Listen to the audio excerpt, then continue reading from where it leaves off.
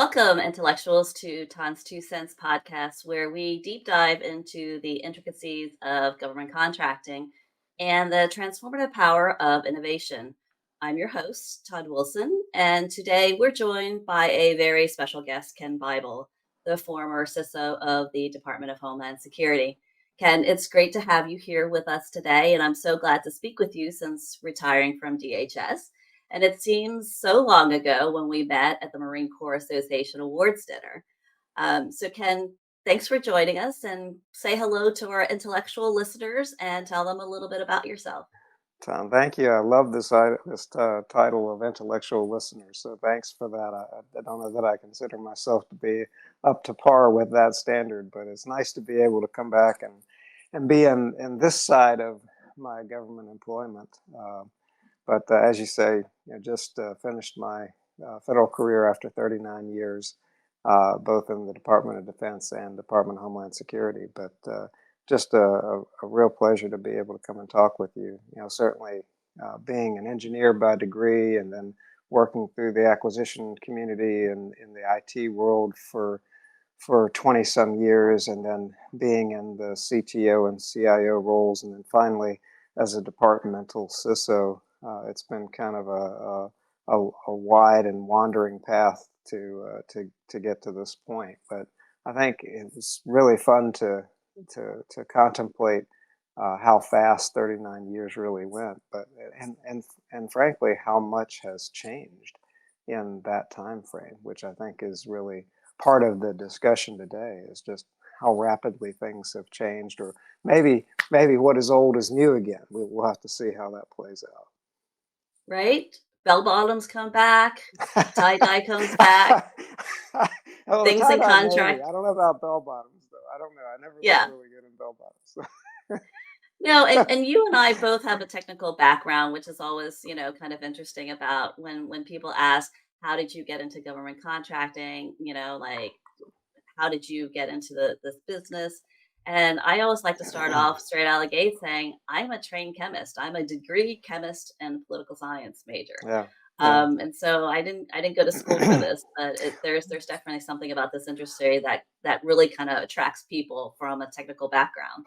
Yeah, and going back to the point about government contracting, right? That wasn't my forte. That was, in fact, interestingly, when I worked at my first job as a nuclear engineer in a naval shipyard, you didn't have contractors working in the shipyard. Or at least we didn't see them down on the waterfront in the controlled industrial area. In fact, one of the first contracted efforts that I was involved with a company called Babcock and Wilcox Integrated Services in Lynchburg, Virginia.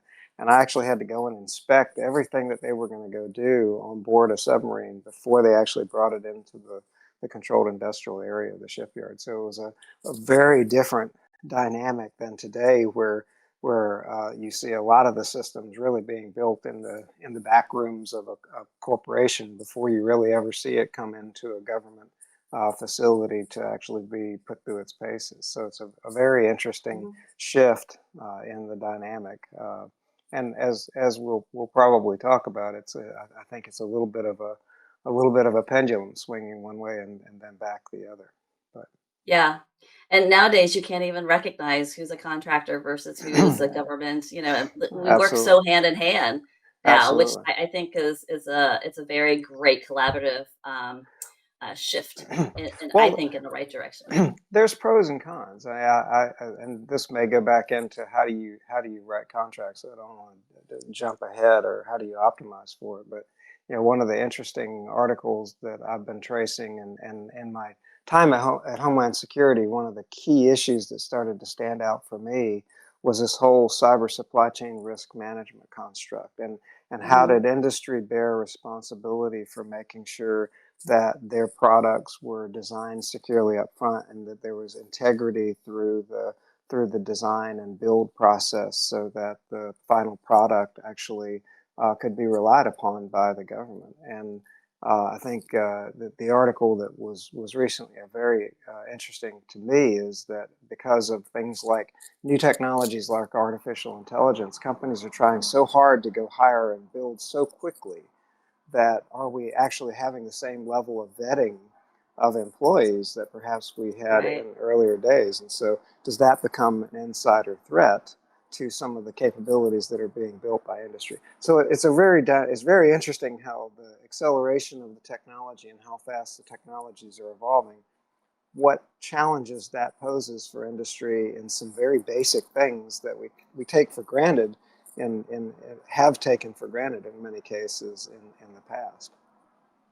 Yeah.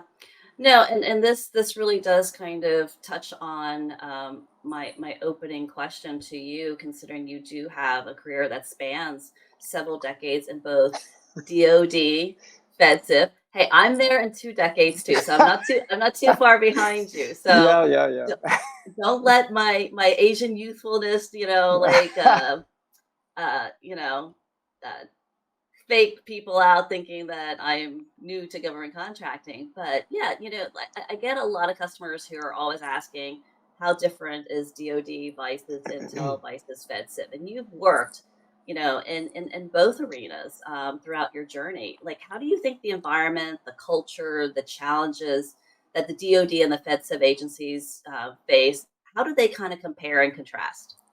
Yeah, so I think there are a lot of comparisons. I mean, the biggest trend that I have seen is that certainly we're relying as a government more on uh, uh, industry services. So whether that's kind of a natural outgrowth of things like cloud computing, where you're buying a service and you're building upon that platform.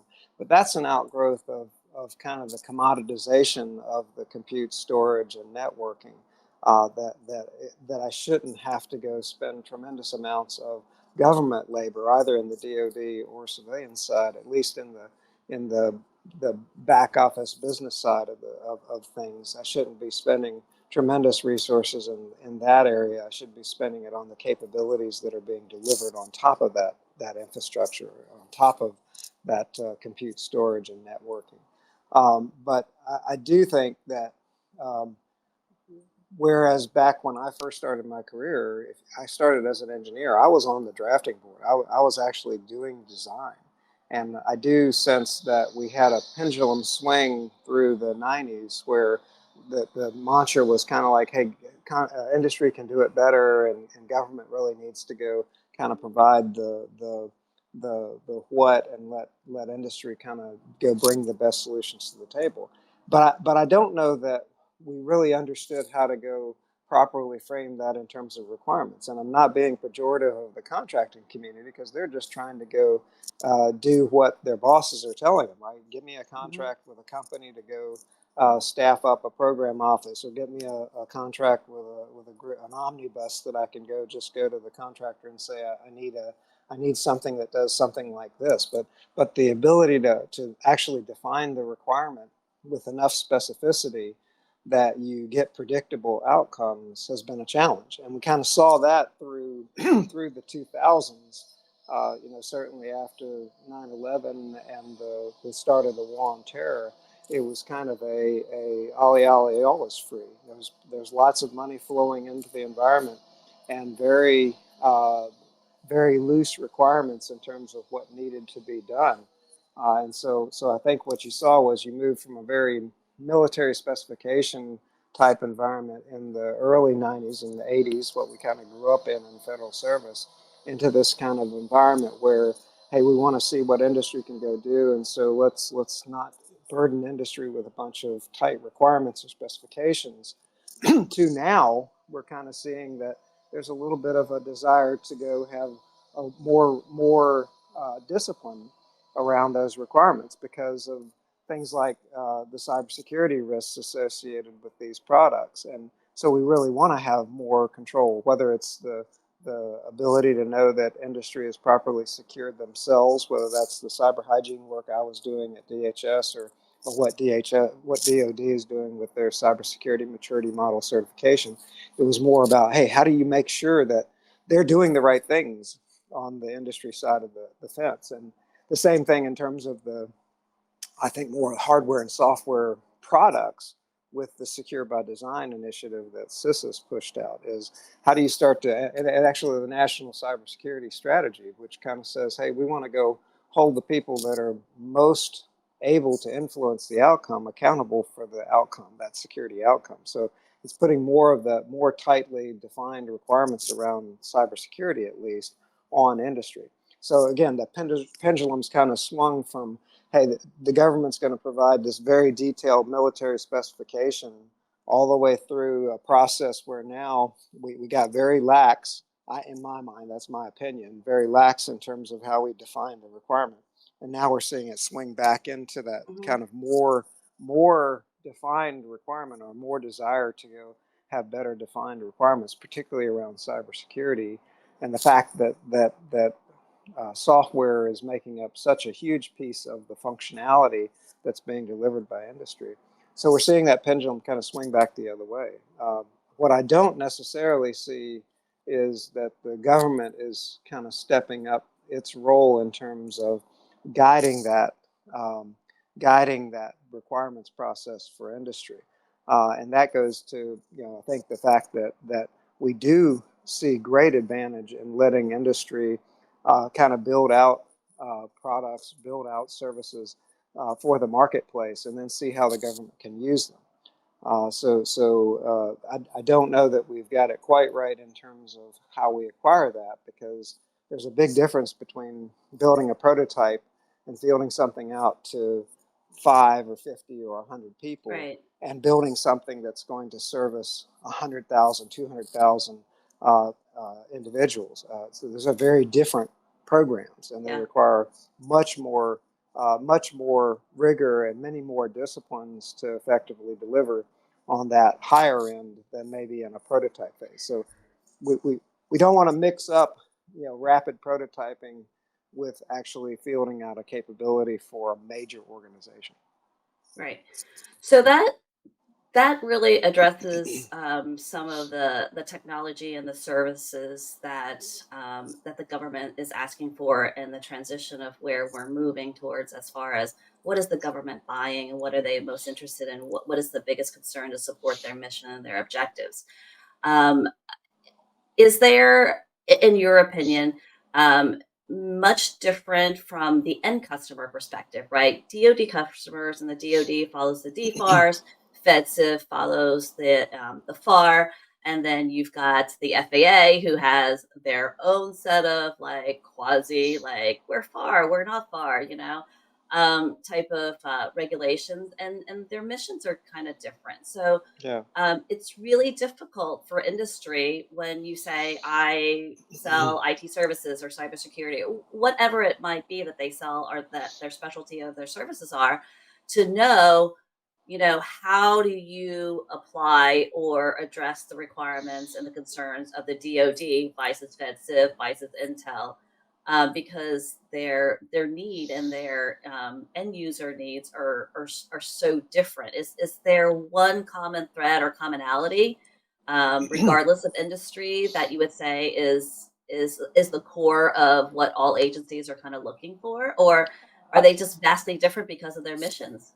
Well, I think that I experienced some of this at DHS, because you had an organization in Yeah, DHS that had within it everything from the Coast so Guard to many. the Secret Service to Yes, Customs and Border Protection to ICE to, it was just a myriad of agencies with different missions. And I don't know that I would want to try to speak to it in every nuance of the differences between them.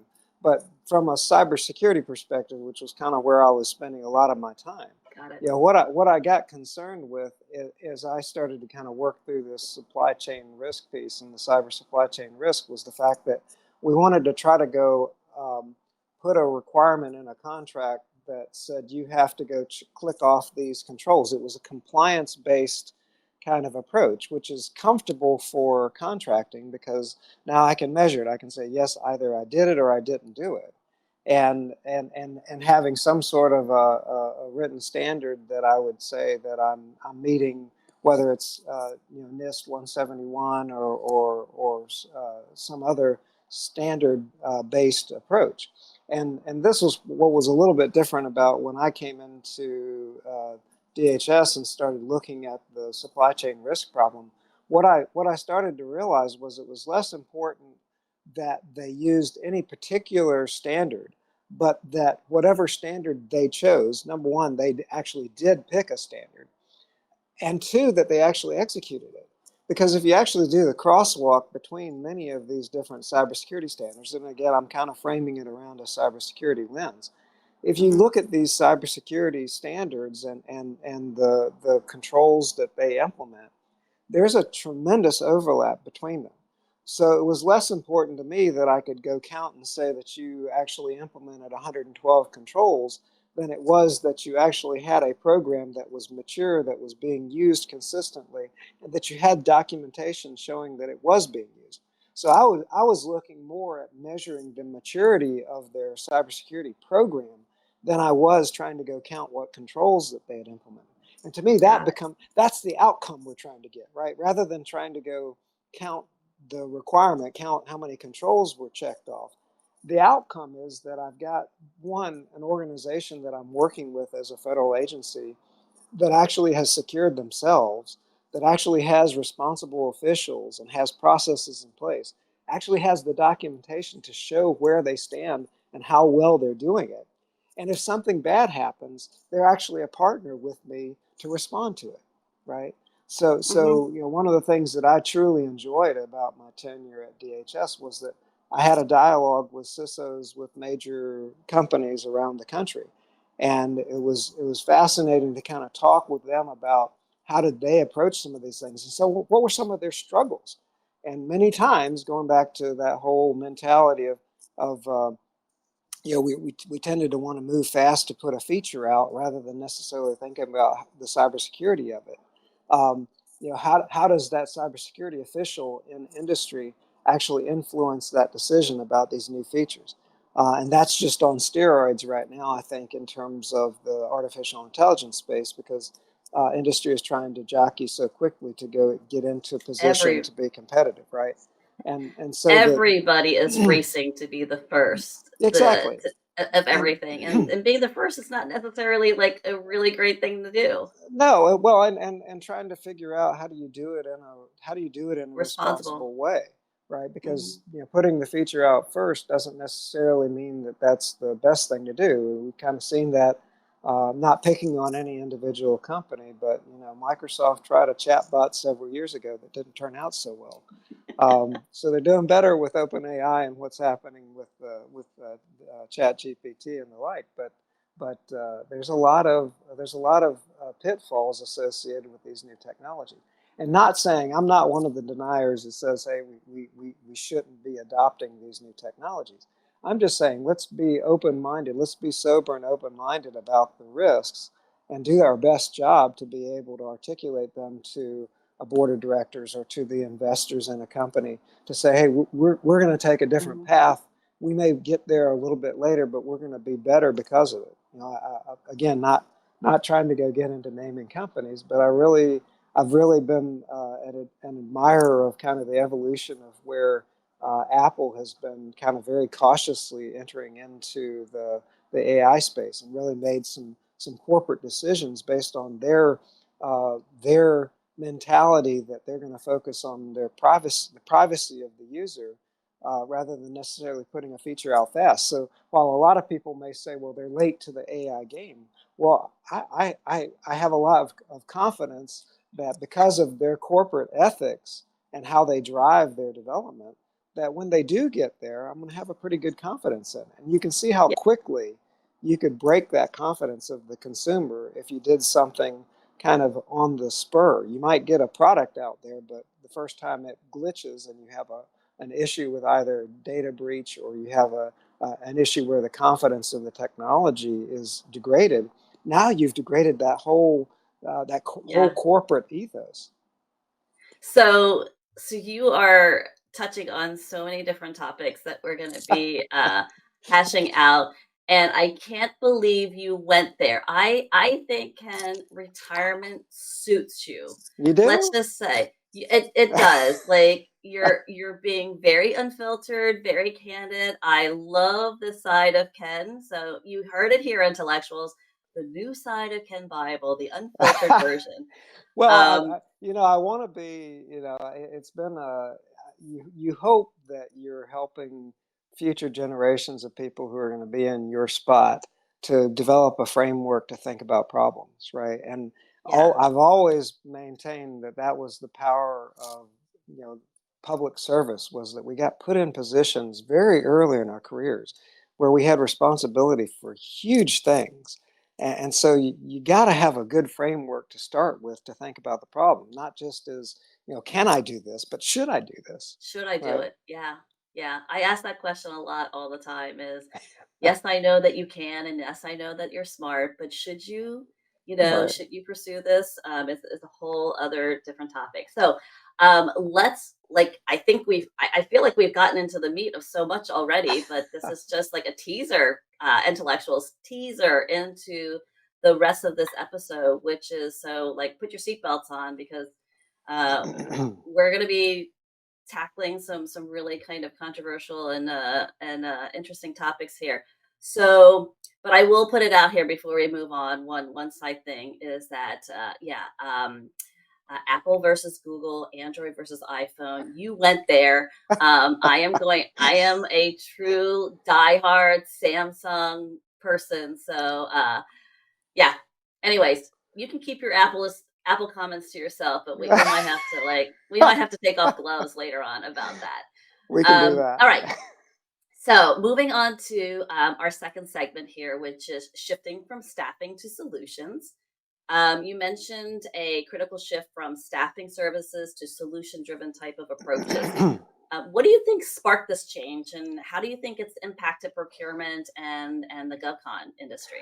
I think it's really budget. I mean, you think about what, again, going back to the early 2000s after 9/11, just tremendous amounts, I mean, billions and billions, well, trillions of dollars that went into the defense industrial base around the war on terrorism, and just such a broad range of things, right? It wasn't even necessarily, you didn't quite know what you needed, right? In term, we had never fought a war uh, such as what we had against Al Qaeda. We had never had anything like that in our history, and so the needs were just so varied, and it was almost like, hey, one of the big examples that I think about was the evolution of the mine-resistant armor-protected vehicle, the MRAP, and the fact that that wasn't even in our mentality until you ended up with more more service members being injured Mhm. and killed by IED, improvised explosive devices, than they were in face-to-face combat with an adversary. And so, really, an imperative to go kind of quickly shift from, hey, how we traditionally up armored vehicles, or how we armored vehicles. You know, you had service members that were finding scrap steel and strapping it to the side of Humvees in their own attempt to go try to protect themselves from these IEDs, and the evolution of a multi-billion-dollar program to go build out this specialized vehicle with a specialized undercarriage that could deflect the explosion and protect personnel. And there is no doubt in my mind that that saved, hundreds, if not thousands, of lives. But it was a tremendous expense, and it's an expense that we can't really use now in the conflicts that we're talking about in the future, right? So you talk about a land war in Iraq and Afghanistan, and now we have a national strategic pivot towards the Indo-Pacific, where I can't Mhm. drag around the size of an MRAP. It doesn't have any utility to me on some rocky atoll in the Pacific. So we got back to your point. I mean, with the shift is we had the tremendous amount of resources that needed to be brought into the table to ramp up for a brand new fight. And so we've kind of expended that largesse of the defense budget. And now we kind of get back to a point where, there's a lot of scrutiny on the budget, on the defense budget. There's a lot of scrutiny on budgets overall. And so there's a real need to kind of tailor in and get to specific solutions that can actually deliver an outcome for the citizen or an outcome for a warfighter. And so you see a tremendous effort to try to leverage what's already in industry and use it in a different way. I had this same experience with trying to go build out for the tactical user and really connect back into the larger network into the what we term the enterprise with what I call the tactical cloudlet at the time. And I thought I was going to have to build it. But as it turned out, yeah, you had companies like Microsoft and AWS that were actually dealing with separate requirements that had a lot of the same characteristics. So, you know, Amazon had been working on or had been developing out their Snowball series or I guess the Snow series because they had snowballs, snowmen, and the whole range of size of things for data storage and moving data around. Became very expensive to go move the quantities of data out of corporate data centers into the cloud, and so they have started evolving this. And I remember at a conference running up to the AWS folks and saying, "When are you going to put lambdas? When are you going to put processing power on this?" Because it was exactly what I was looking for. You know, a man portable or person portable form factor that actually had some processing capability that could use the cloud native software design pattern and actually be able to carry that with me. And it turns out they have been looking at the problem through the lens of, say, oil platforms where they had unmanned observation posts or unmanned oil platforms that they needed to have some sort of compute and analysis. So they had the same requirement. They needed something that was small, power efficient, that could actually live on its own, could do the processing, could radio back home the data that they were collecting and processing. And so that became really an aha moment for me that industry had some of the same requirements, maybe not in the same industry, but they had some of the same technical requirements they were trying to solve. And you see that coming through now in the things that DoD is experimenting with. Just was reading this morning about some of the work with the replicator initiative in DoD, and they're trying to go bring in commercial technologies for uncrewed systems or unmanned systems, and so now that's a little bit more. I think there's going to perhaps be a little bit more tailoring of the capability to the missions of DoD, but in many ways, I think we're going to see that there's a lot of requirements in commercial industry that mirror what DoD is trying to get at, Yeah. and that's going to be the starting point. So I think that's why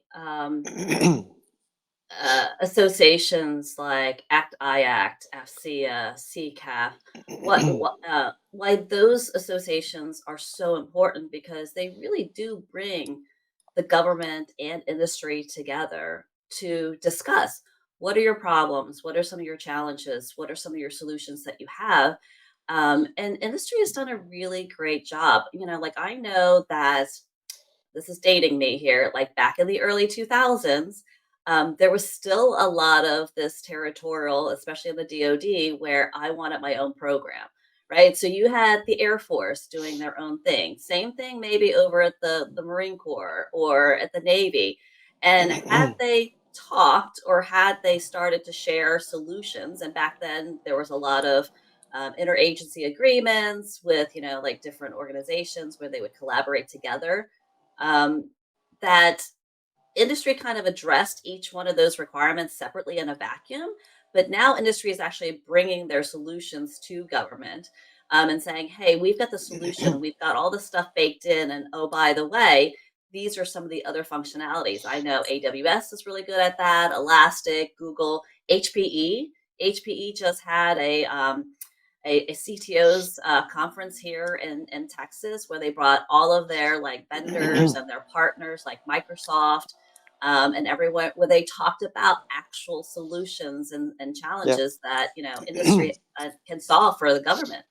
Well, I think the challenge of that is, and you're right. I mean, these large companies have the resources to invest, and so they have the ability to kind of bring those kinds of heavy investments to the table. What I think is interesting is the opportunity for smaller businesses as integrators of those technologies to kind of Mhm. sort through what are the beads of goodness to integrate Yeah. into a solution. So really interested in smaller companies and the technologies that they're developing organically, as well as how they're taking on board, you know, really solid security focused upfront, secure by design principles to go build out solutions. And so not everything is going to be a monolithic, large Yep. business, mega company development. There's room in this for small businesses to go do the vetting. So they've actually got the pedigree, the pedigree of all the components within something they've designed for the government. And if that's a market advantage, I think, if they can show that pedigree, the composition, integrity, and provenance of all the ingredients of what they've integrated, and it delivers an outcome, it can deliver an outcome for the government, that's a competitive advantage.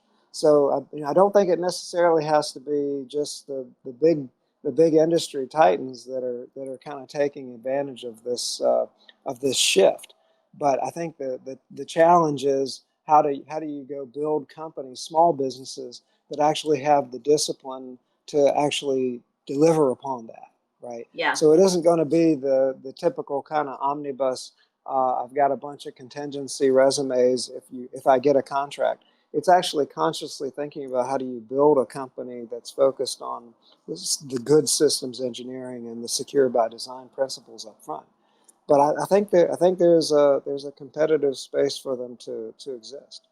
Yeah, they do, and they coexist quite nicely together. And there's some really great partnerships out there, and I think that's one of the best things about small businesses is that they're super innovative and very agile. And that's Yeah. exactly what a lot of these companies need, and that's exactly what the government needs is someone who's going to be very end user requirements focused, and Yeah. know how to kind of bring all those pieces kind of together. So um, you're going to add Let me, something. yeah, well, I did want to add something there because again, this is kind of triggering upon kind of what we've seen, and again, I'll put it in a cybersecurity lens just because that's where I've been kind of focused the last few years. But one of the things that I got kind of excited about with the cyber workforce or cybersecurity workforce, both in DoD and in DHS, was the evolution of NICE's the NICE framework from NIST and the evolution of this idea that their cybersecurity was about more than just the cybersecurity practitioner. And it actually started with the development of good requirements and then the good design and then good software development. And it evolved all the way through that pipeline to then where the cybersecurity professional came in or the cyber defender came in. Their job is easier because they have greater visibility to how the product was put together. And I think that's at the core of this secure by design is the fact that the cybersecurity workforce is broader than just the folks that are trying to go accredit a solution. This kind of the risk management framework has gotten pilloried a lot in the press and in a lot of cases because it's viewed as being very bureaucratic or procedural or what have you. But it is a framework. And again, going back to what I said, I'm less interested in myself. I was less interested in what framework you're using than that you actually had a framework and could document the results of using that framework. Right. So my point is that the mentality of building securely from the very beginning starts with the requirements set. Hmm. So there's a much bigger tent under which cybersecurity professionals can exist. Right. No, that's good. And a key takeaway from that is traceability and accountability. So Yeah. it's almost kind of like my very crude. I don't care how you get from A to B, so long as you've chosen a path and you get there and you do it according to the requirements. So Well, and that absolutely. So and that what you can build yourself a map so you actually know how you got there. right, and then you know how to get back. So And you know how to get you can well that goes back to you can trace it back so that if something does go wrong, yeah, you it goes can back to being a deploy. good partner. You can actually go back and say, Yeah, it was this vendor with this component that kind of went astray. I don't have to go trash the whole capability. I can actually kind of exactly. look back to what the problem is and I can pull it out and I frankly I know where it is in my environment. I mean that's one of the big Hmm. things around software bills of material was actually being able for a cyber defender to actually know where is the problem in my environment so I can do something about it rather than having to go play whack-a-mole with scans Sure. and chew up, thousands of cycles of people's time trying to go chase a ghost. Let me actually be able to look into some sort of Yeah. inventory of what's in my environment and find the problem, find it, fix it, right, and move on. Yeah. Well, those are a lot of billable hours, so just saying. Well, again, if it's part of the program, I great. jest. But again, that's part of doing business. I think, right? It's Right. not the government's bill. It's about having. It's about this is where we fall into the trap of that whole checklist of requirements. Is that if you don't view it as important as I do, then we got a problem, right? Then we've got a If problem. you're only going to Exactly. do it, if you're only going to do it if you're getting paid for it, I kind of have a problem with that, right? Because I'm Yes. I'm responsible whether you have a requirement or not. So Yeah. You have should I a have to articulate every little thing you have to do, or are there some certain table stakes that just have to be met? I mean, I think that's at the heart of the discussion yeah. about cybersecurity and DoD's efforts with CMMC. And again, certainly what I was trying to do with industry in terms of raising the visibility that this isn't just because it's in the contract, it's because it's the right thing to do Yeah. and because it impacts upon the outcome that you're supposed to be delivering. Well, we all have a fiduciary responsibility to be good There you go. stewards for the government. So that this is actually a really great transition into segment three, which is challenges in the current procurement practices. And so you've hinted, maybe a little bit harder sometimes than not, at some ongoing challenges and how companies often approach government contracts. Can you elaborate on these without focusing on any one specific agency Yeah, no, or I think at company? the heart of it, is this idea that we've gotten into a mindset, and this is the swing, right? We started out, government was specifying everything, and then we got to the point where we said, hey, we're not going to specify anything. We're just going to let you bring the best things that you have in mind, and some of that worked out pretty good. Some of it didn't work out so good. And now we're kind of swinging back to the point where we're trying to say, well, here's some minimum things you got to go do. I think for industry, being able to, whether again, I think CMMC is going to happen. DoD, especially with the large industry, they just have to go do something. There's been so many instances where data is either you know exfiltrated or isn't properly secured, that there's just a momentum towards having some sort of objective requirement to meet to come in and be part of that, be part of the defense industrial base. So we've kind of seen that kind of requirements compliance focused thing come in. And the same thing was happening for me over at DHS. Is I may be less I may be less in terms of trying to go build a checklist of requirements, but don't doubt that the goal was the same, which was raising the profile of cybersecurity with industry and having some accountability. Not, I just was looking at it through the life of a contract rather than having a piece of paper that was good for 3 years. But the goal was the same. The goal was the same, which was to increase the visibility and awareness and I don't want to use the word compliance, but just the importance of sound cybersecurity for industry. And I can't tell you, the number of companies that ended up, on the receiving end of a phone call from me with a breach or with a question about what was happening with their company. And you don't want to be. I mean, I'm a pretty calm person, so it's not as if I'm going to rake somebody over the coals. I appreciate the challenges that they face, but you hit enough headlines with your company, particularly a cybersecurity product that has issues that's being breached, and you have an organization, some significantly sized organizations that decide to switch gears and go with a different company. That has an impact on the bottom line for Yeah. cybersecurity or for any company. So, so I think that there is and we know that it's kind of a parallel path, but another thing that I've seen evolve is that companies, once they've suffered a breach, then getting cyber insurance becomes a huge deal. So are they even able to go recover from an incident? Mm, So, it sounds like, hey, this is a government requirement. I got to do it because it's a requirement of my contract or what have you. But I would argue it's more table stakes at this stage than ever before, that companies actually focus in and think about the cybersecurity of their organization, not only their products, but how are they postured as an organization. A lot of the conversations that I would have with industry was about how were they responding to something, or how could they be a partner, or how could the government help. But at the end of the day, it was on the company to go find the problem and fix the problem. There was only right. so much that you could do as a government, as a customer. And if the problems were intractable enough, then the recourse was switch horses, because there's plenty of products out there to use.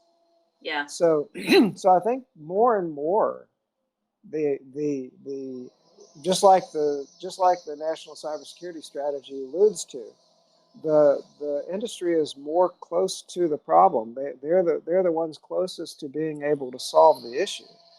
So they've really got to step up to that game. And we're seeing that those requirements start to creep back in, where the government's going to provide the requirement for them to meet. Again, the pendulum swung from mil spec, government defines everything, to the government To defines nothing. nothing, to Yeah. now coming back, and we're starting to see those requirements come back. Yeah. Yeah. I don't think that trend's going to stop. It's just going to be different. We're not going to be seeing military specifications being written, but we're going to see kind of outcome-based requirements start to creep in. Yeah. And I think that that makes sense because, we move towards performance-based contracting too. So, obviously everything else is going to evolve and move along, those patterns. You brought up CMMC. I wasn't going to bring it up, and I don't want to spend a whole lot of time here. And like I said, we should bring Katie on here, and maybe we should talk about it at another date. But I was just at a ASEA small business meeting the other day, and we talked about CMMC, and we haven't talked about it in a while. But one of the arguments that keep coming up is it's expensive. It's too expensive for small businesses. It's just it's going to be a money suck. Um, what's your feedback on that when someone says that? Well, I mean, that was really the driver for me in trying to go evaluate where DHS should go, because Yeah, that was really what got me moving down this path of having a different approach, and taking more of a maturity a maturity model approach than maybe a level kind of check box on how many controls you implemented. And it was really based on the fact that when I did the Pathfinder effort in DHS around vendor cyber hygiene, we did come back and validate that small business was struggling. hmm Not necessarily just because it was expensive, because there was a lot involved. I mean, it's not simply a matter of of having a procedure, but nobody's behind it to actually execute it or document it, and having the staffing appropriate to the type of work you're doing, and actually having that staff working and documenting its work, so that the government could come in and say, bring your records to the table. Right. So what I was trying to do was to address the fact that, I need different cybersecurity maturity of industry for an organization that may be running a help desk than somebody who's actually building out a major right. system for one of our component agencies. So in the former case, maybe I can have that company, they can outsource some of that to a third party, or they can rely on a cloud provider, or they can rely on some other organization to help fill in the gaps for them. But if they're building out a major program for me, then I expect them to have a full up round in terms of an organization postured to deliver a secure solution. So kind of to your point, I don't. Yes, I think cost was an issue, but I'm not sure that I'm not sure that my focus was on how much it cost to go do a third-party assessment as much as it was how does the company mature its organization, and that costs money to mature Yeah. an organization to be postured to do the right things. I was less concerned about somebody coming in and doing a third-party assessment than I was the company actually was organized for the fight that they were about to get into, or Yeah. organized for the job. And what I found was that small business really struggled with that, right? Because you have a mom and pop shop that they couldn't afford to go spend $200,000 on the chance that they might win a $50,000 contract. That didn't make sense. Yeah. But how do you, if the company aspires to be able to go compete for, say, a major development contract, well, then they need to be making the investments in the people or processes and tools to be postured to be successful and to be a good partner if something goes wrong. Because as we often say Hmm. in cybersecurity, it's not a matter of if, it's when. When? So, Yep. so how do you make sure that your partners, the people, the contractors that you're bringing in to go do the work, actually are postured to respond appropriately, and that when you call upon them, it's not a deer in the headlights, that they've actually got the right procedures and processes and people to be a partner with you. Because I may have some tools or resources that I can apply to help them, but only if there's somebody on the other side that can kind of do the queuing and slewing as to what's happening in their environment. Exactly. Yeah. It's like you're reading my mind, Ken, as we have this discussion here, because I think our next segment really dovetails nicely into a lot of the things that we've talked about, which is your secure by design. And it's a concept that I think is gaining a lot of traction.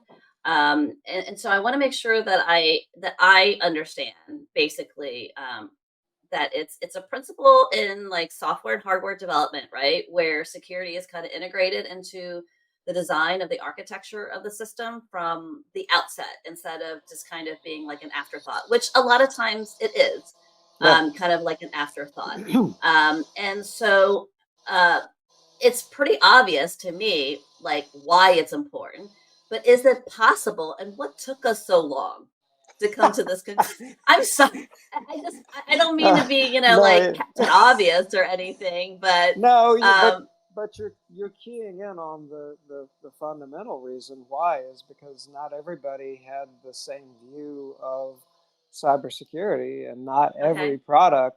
not every product or service was designed for use in the kind of environment that the government wants to use it, right? So Yeah. there are commercial products that the commercial industry would use, and they wouldn't think anything of it. I think we're starting to go that bird is starting to come back and roost on us here in terms of critical infrastructure. That for so many years, we built Internet of Things devices. Well, we're still building them like this, but Internet of Things devices and operational technology and cybersecurity really wasn't a big concern because they weren't designed to be connected to the internet. They Mm, were connected to an internal control network, and it was fairly limited access, and you actually had to physically get in right. and touch a Get in there. programmable Yeah. logical controller, a programmable logic controller, to go impact it.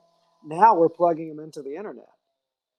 So now we've just exposed a whole new range of technologies that were never designed Hmm. with security up front, and we're exposing them to the internet. So again, industry had uses that maybe government didn't. I think what's changed is the fact that because the adversary is now looking at more than government. In fact, I would make the case that in terms of critical infrastructure, and this is not a new thought, but that much more of the critical infrastructure of this nation is owned by private or state and local government than it is the federal government. So it isn't a problem anymore that's limited to the federal government. Now we're talking about how do you make sure that the products and software, the software and hardware that we're integrating into these systems that support basic services to society are actually secure. And that's the broader message, I think, and the broader theme that CISO has brought forth and that we've seen come out with Secure by Design is that this is now a national discussion, not just a federal government contracting discussion. This is about how do we build our critical infrastructure that supports our society in a more secure way. Yeah. So I think that it's certainly the challenge is how do you go have the right balance between how that increases cost versus the risk associated with that cyber breach. But I think in the last 2-3 years, as we've seen with different ransomware attacks, or that we've seen with different probing and incidents that have occurred with water systems and power systems around the country, that it's a legitimate concern. And so thinking about it now and trying to get in front of it, particularly as we're starting to see some of these older technologies perhaps be replaced or supplanted as greater features come out, I'd rather have a menu, a repertoire of products and software, hardware and software that's actually designed secure from the outset to be able to integrate in as I replace Yeah. those 40. Some of these PLCs are 50 years old now. And So do you, so as those things change out, can I actually change it out with products that are secure from the outset? but you bring up an interesting point. Is that some of these legacy products, though, are so old. Are they more secure or less secure than the new tech? Because It's a right, crapshoot. I would eh, argue that in some cases they're more secure yes, because they just have less. They have less things that they can do. But I would also argue that they could be less secure because it takes less for me if I can find that Achilles heel. It takes less for me to have a dramatic to impact, penetrate. Okay, right? got it. So, or that the impact is greater, right? So if I can cause an absolute failure of a critical component that causes a water system to fail, or that causes the chemical treatment to be changed in a particular system, Right. and I can do that, Okay.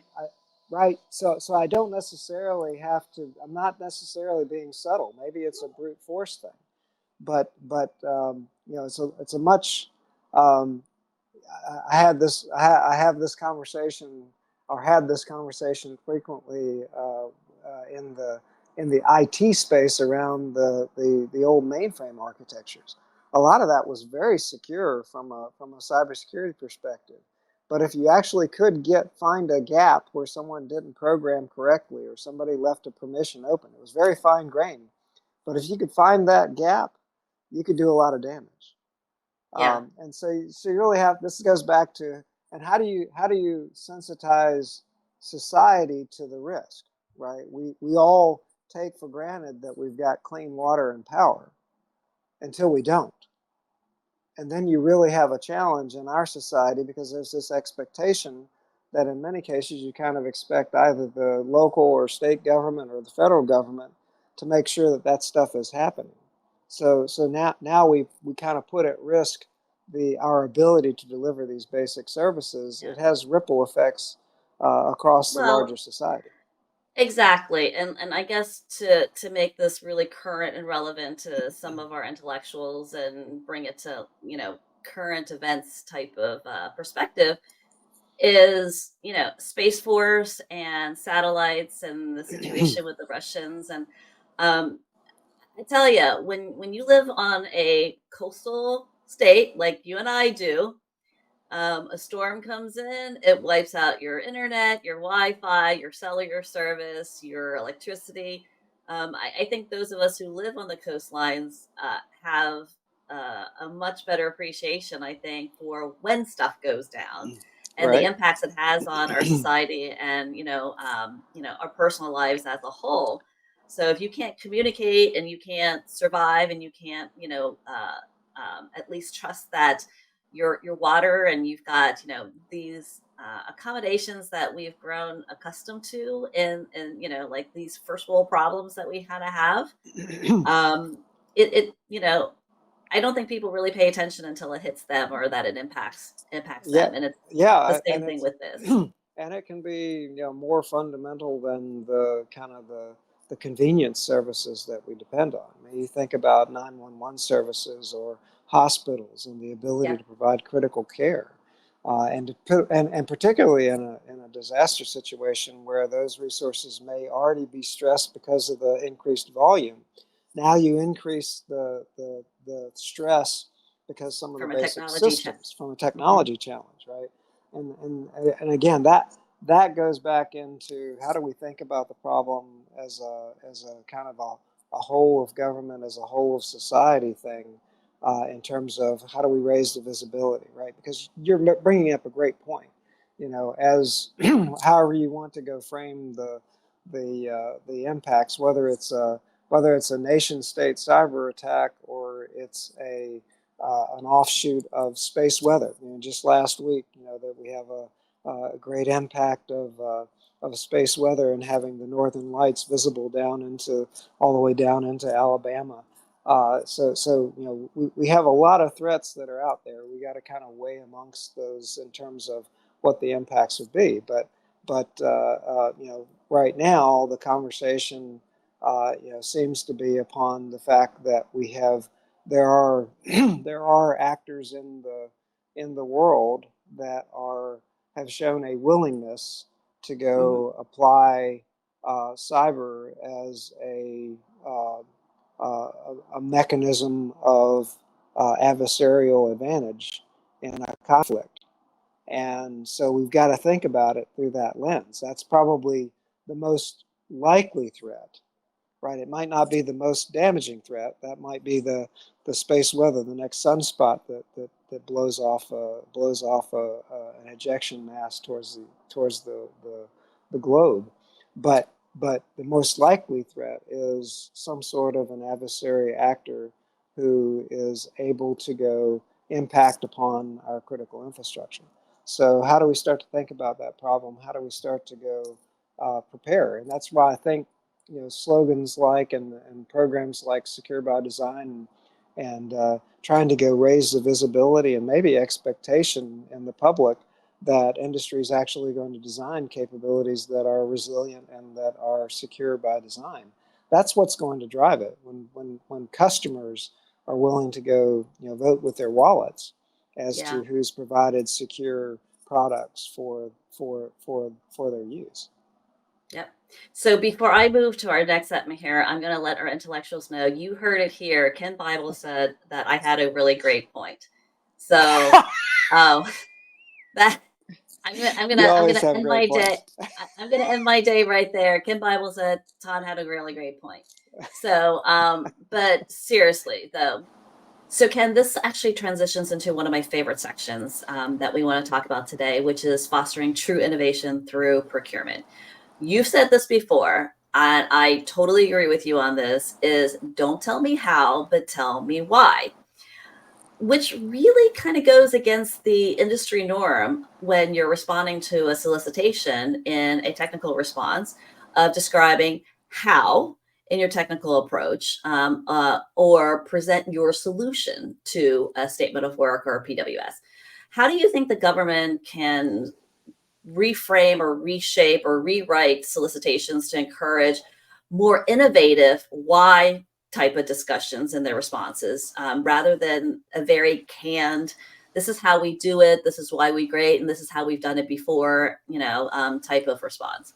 Yeah, so so that's I'm not sure that I would try to go dive into how do you write the evaluation criteria, but what I have seen is the evolution of the other transactional authority, which kind of gets at the heart of this, which is how do I start to go instead of talk about what I can do for you, let me show you and let me get the actual operator involved. And we saw a lot of that happen here in the last 4 or 5 years, I think. We've seen other transactional authority really kind of expand. And it's caused some consternation, right? Because it's kind of operating a little bit outside of the typical acquisition. But what it has helped us do is to actually get these new technologies, promising technologies, in the hands of the people who are actually going to use it.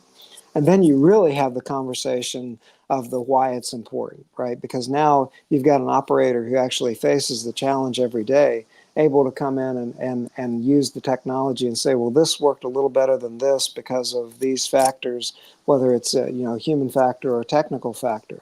So I think that other transactional authority kind of signals a path that government contracting can start to go towards. Now, the challenge with other transactional authority, in my mind, and it's a similar challenge with, say, small business innovative research. SIBRs are another great avenue, right? Because I can start with Hmm. a phase one, just kind of off of a concept or an idea of something I think I might want to do, and then I can phase out into a phase three, which I can go directly into contracting for an acquisition program. The problem is we construct the acquisition program separate from that OTA or SIBR process. So that acquisition program has momentum on it. It's already got contracts, it's already got a direction it's following, and all of a sudden you have this disruptive technology that's trying to inject itself in. And it's very difficult, I think, for our current acquisition programs to take on board these new technologies because they're already on a trajectory, they're already on a path. So, how do you start to go frame up an acquisition program, major acquisition program that's actually beginning its roots from that kind of other transactional authority? How do you actually frame the acquisition program around that model rather than around, hey, I'm going to have this little pilot thing over here that might satisfy 20 or 50 or 100 people, but then I want to ramp it up to 100,000. Well, now you've got not only organizational inertia, quite frankly you've got kind of the inertia of how do I sustain or actually ramp up that OTA technology to support that major acquisition. And I've seen that kind of play out in a couple of cases where the OTA would probably had the better solution, but the acquisition program was just so far down the path that it was yeah, we'll get to you in 5 years, right? I can't Rather wait than 5 years. I can't wait 5 years, right? So then I have another however many, how many ever dollars that are gets spent on the acquisition program, maybe in a direction that the operator says isn't optimal for my needs. So that may be the most fundamental way in which we could try to re-envision the acquisition. I mean, acquisition programs are huge, huge endeavors. Any sizable acquisition program has quite a few disciplines involved and quite a few people on the staffs. And again, that goes back kind of at the root of what we were talking about early in what I see in terms of um, uh, engineering services contracts or services based contracts is it's about how the body count, how many people can I put in the seat, Hmm. rather than am I actually generating something for those bodies being in the seat. And maybe it's changing the metric by which we measure the success of a program. I mean, a lot of programs get measured on how many of their billets have they filled. They get measured on how well they're executing dollars. Yes. How much money is going through them.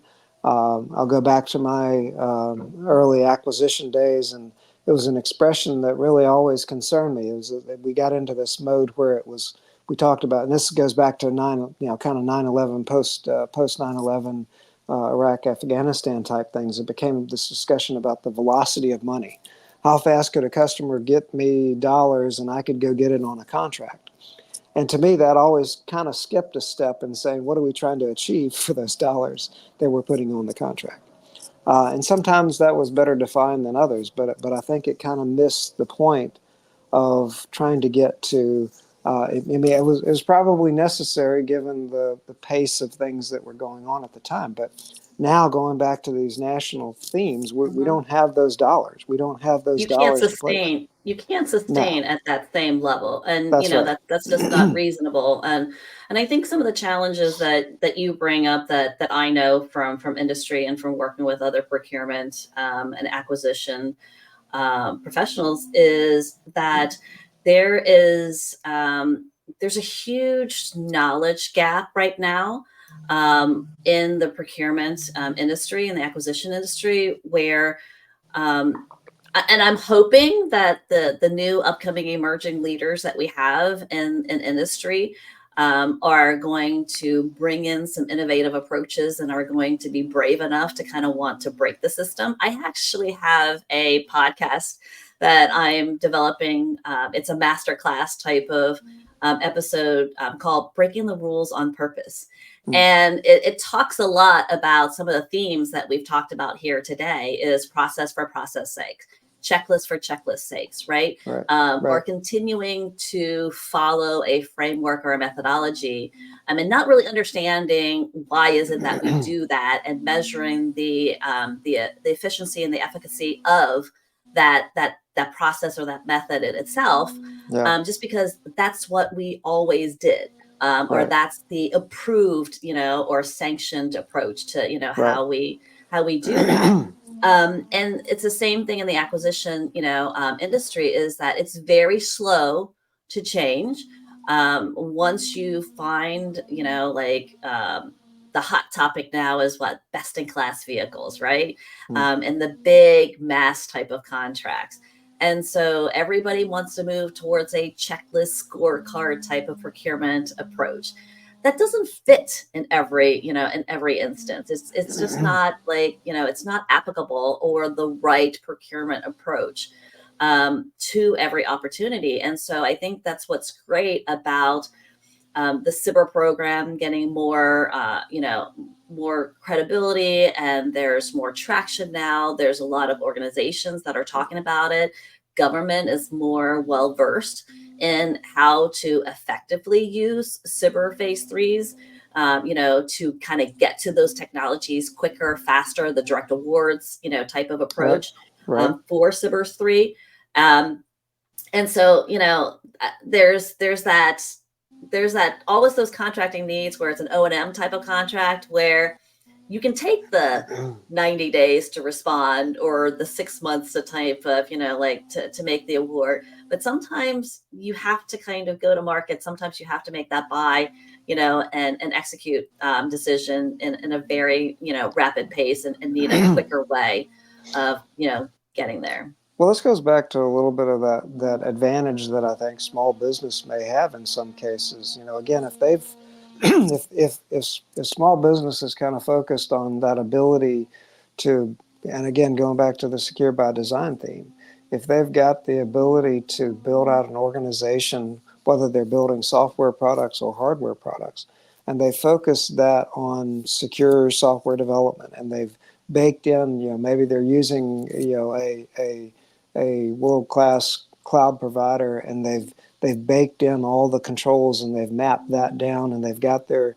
CI/CD pipeline developed out and matured, and they've got discipline in how they're implementing that pipeline. They can respond quickly, right? Because here's another shift, I think, is that in the past, a lot of the capabilities that we talked about were rooted in hardware. So, and in the DoD, I think there's still a lot of that. You can't, Hmm. you can build an airplane, but think about the F-35. The F-35 is a great airplane, but its real capabilities comes in the software packages that you load on it, right? And so we're seeing this thing where software has become kind of a key factor in terms of delivering capability. Same thing with AI. AI is just software, running against maybe some Yep. more specialized hardware, but it's still software. So these small businesses, if they can kind of build out the foundries for building secure stuff that can respond quickly to a given need and can iterate quickly on those requirements that emerge from a user that's trying to solve a problem, that's a competitive advantage. Hmm. So I think there's some but going back to the point about the how does contracting change or how can it change, I think figuring out, to your point, we've got some existing mechanisms, OTAs and SIBRs, that kind of lead us down a path in terms of how I inject technology into something that's already running. What I'm talking about is potentially thinking about the acquisition program differently in itself, rather than it taking on board a CIBR or an OTA to inject technology into something that's already rolling. How do you actually build an acquisition program around that innovation from the outset? Yeah. And I think the concern sometimes that the acquisition workforce is concerned about is I don't want to go to jail and I'm only going to do what my legal tells me I'm going to do. So at the end of the day, it all comes down to the lawyers. So, Well, but right. So, but again, this goes back. I think you're right. I mean, and there's two people that, as a government leader, you want to keep closer. Your finance person and your lawyer, right? So you don't want to mix that up. But the point is that the I think there is and this is the fundamental challenge, is how do you frame the program, and how do you frame the requirement such that and maybe you put the right checks and balances in place, so that yeah, you might see something go off the rails, but you're going to catch it before you've got $1 billion investment. yeah. That's probably one of my biggest concerns in government when I was in the seat, is that we're going to go off and make an investment, and it may start out as a few $1 million, and then it gets up to $100 million, and it keeps on going, and you're seeing a problem. And again, going back to a cybersecurity lens, you're seeing a problem, but you don't have the evidence, you don't have the objective ability to say, here's the problem, stop, back up before we invest any further. And so what ends up happening is that you end up going down the road until you're 5 years out and $1 billion in the program. And then suddenly, during the risk management framework process or documentation process, you come up with this roadblock that you can't get through. And now you have leaders having to kind of make a decision, hey, am I going to go shut down this $1 billion program and end up in front of Congress, or do I accept the risk? And I don't think, as a leader, I didn't want to be put in that position. Neither choice is great. No. So how do you avoid that, right? And Right. Again, we're in a time frame where there's some beautiful things in the technology world that have been kind of matured out for us, that we can take advantage of if we have the discipline to apply them.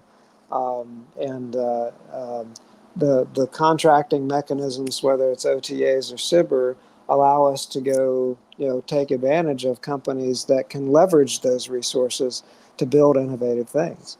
So I think the ingredients are there to be able to kind of fundamentally shift our focus. And again, things like cloud computing enable us to grow at scale. So we're not talking about something that I can't scale up very rapidly. And although I don't think we've quite got the consumption model worked out yet, that isn't, government contracting hasn't necessarily caught up with a consumption model, right? So we're not very good at that.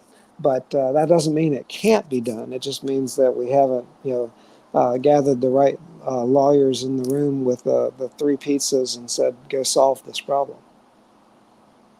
Oh, to be a fly on the wall during that discussion.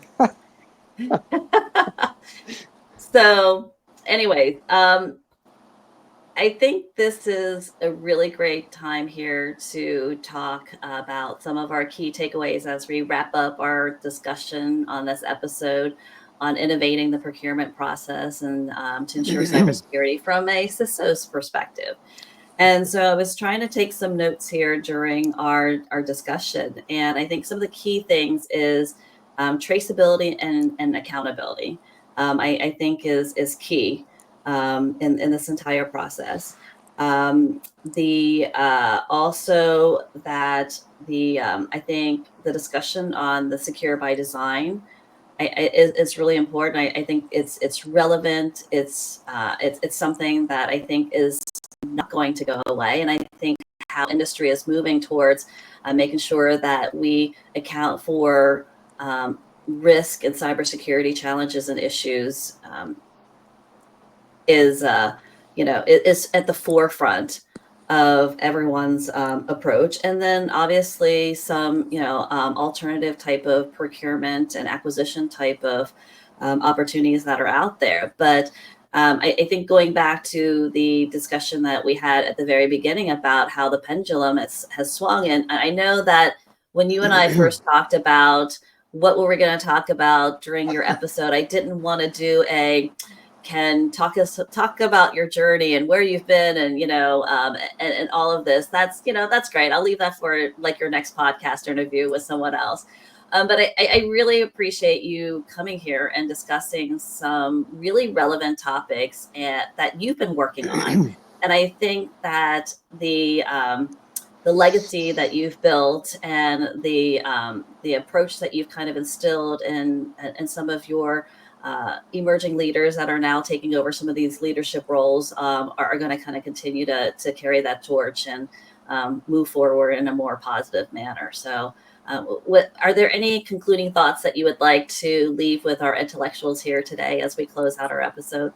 Yeah, no, Tom, first, I just appreciate the opportunity. It's just kind of interesting to be on this side of the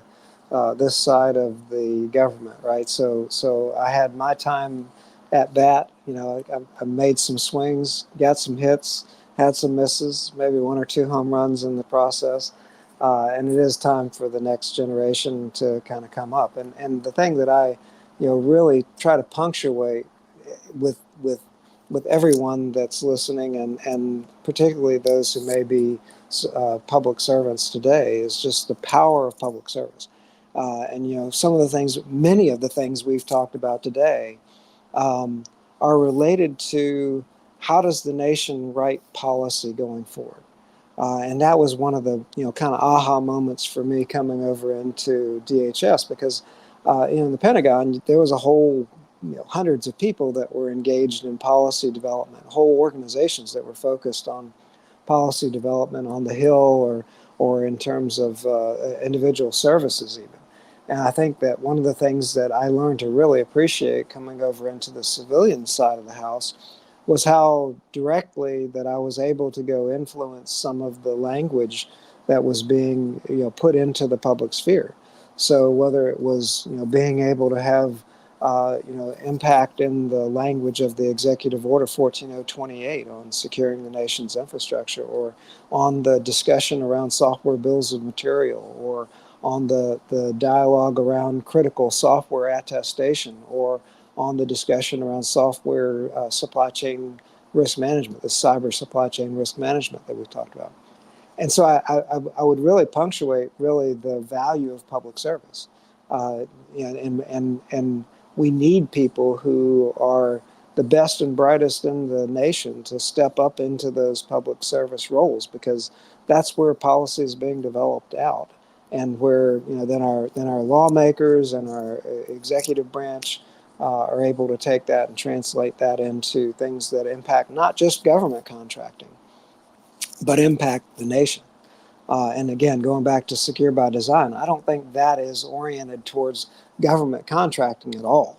That's a national imperative that we've got to start thinking about how we build out products and make it a competitive advantage to be able to say, hey, this product was built secure by design, and then back it up. It's not just a buzzword, being able to back it up. And so then that goes back into some of the things that I talked about in terms of the integrity, the composition, integrity, and provenance, whether you're building a hardware product or a software product. Thinking about how do you document where the pieces came from. If you're building a hardware product, I've got material that I'm buying from vendors across the globe. How do I make sure I understand what the composition is, that I understand who's impacting upon those products that I'm taking on board? Do I understand what the risks might be? I'm not going to eliminate risk. This is about managing risk, right?